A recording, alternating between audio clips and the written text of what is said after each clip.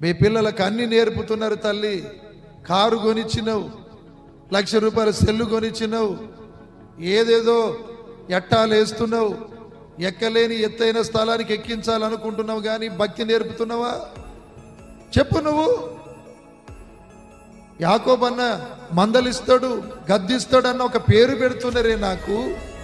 నీ కొడుకుకు అన్ని ఇప్పిస్తున్నావు, కానీ భక్తి నేర్పుతున్నావా? భక్తి కొరకు నువ్వు శ్రమ పడాలి. లేదు చెప్తా, దేని కొరకు శ్రమ పడాలి? ఎవరి పిల్లల భక్తి కొరకు. ప్రార్థన చేసినవా? ఒక అధ్యాయం వాక్యం చదివినవా? ఒక పాట పాడుకో అంటున్నావా? స్తుతించమంటున్నావా? ఇదేం చెప్పవు, కానీ చదువుకొని కర్ర పెడుతున్నావా అని. అది వాడు ఆ కర్ర పెట్టినావు కదా, వాడు నీకు మేకైపోతాడు పెద్ద అయినాక ఏమవుతాడు? వాడు బాల్య దినములో ఉండగానే సృష్టికర్త అయిన దేవుని పరిచయం చేయాలి. భూమి ఆకాశములను సముద్రములను వాటిలో ఉన్న సమస్తము చేసిన జీవము కలిగిన దేవుణ్ణి పరిచయం చేయాలి. నాయనా, మన దేవుడు యేసు ప్రభురా, ప్రార్థన చేసుకో. ఒక 5 నిమిషాలైనా ప్రార్థన చేసుకో. వాడు పెద్ద అయితే నీకు మేకైతాడు. పూర్తిగా అది ఆ మేకు దిగిపోయిందంటే ఇక నువ్వు బయటికి రావి.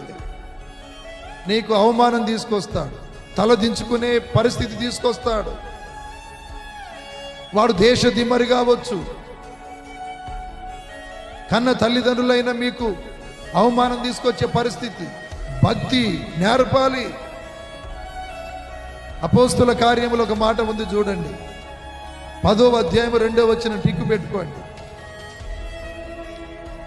అతడును తన ఇంటి వారందరూ దేవుని యందు భయభక్తులు కలిగి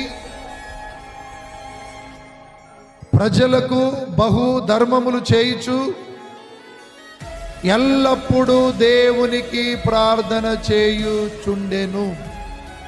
అంటే చదువుకోవట్లేదని చెప్పలేడా, వ్యాపారం చేసుకోవద్దని చెప్పలే, ఉద్యోగం చేసుకోవద్దని చెప్పలే.